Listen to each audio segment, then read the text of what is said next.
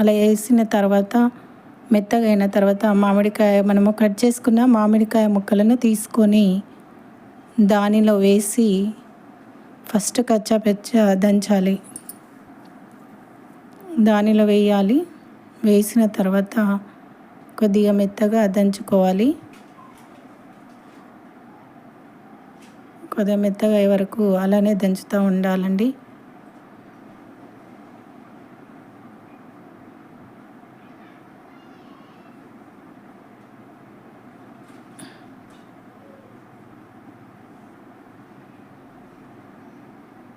కొద్దిగా బరక అయిన తర్వాత మళ్ళీ కొద్దిగా దగ్గరికి అని వాటిని మంచిగా పేస్ట్ లాగా చేయాలి. ఇప్పుడు కొద్దిగా బరక అయింది. తర్వాత ఇంకొద్దిగా మెత్తగా నూరుకొని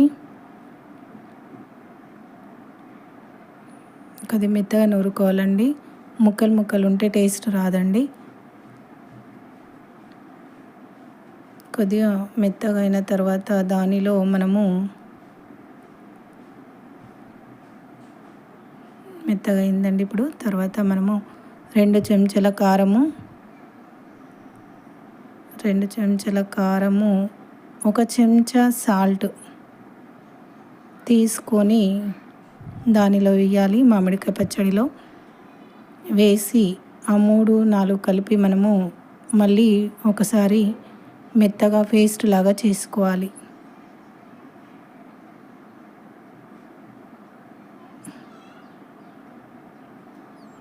కారము, సాల్ట్, మామిడికాయ ముక్కలను మెత్తగా అయ్యేటట్టు దంచుకున్న తర్వాత అవి అలా దంచిన తర్వాత 3 కూడా కలిసిపోయి చాలా టేస్టీగా అవుతుందండి.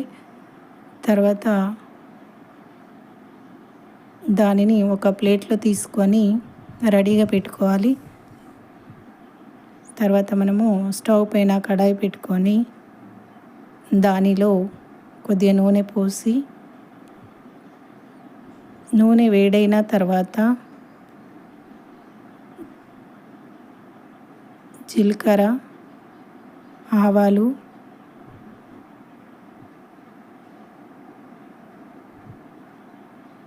ఎండుమిర్చి, కరివేపాకు ఈ 4 కూడా వేసి మంచిగా వేగనివ్వాలండి.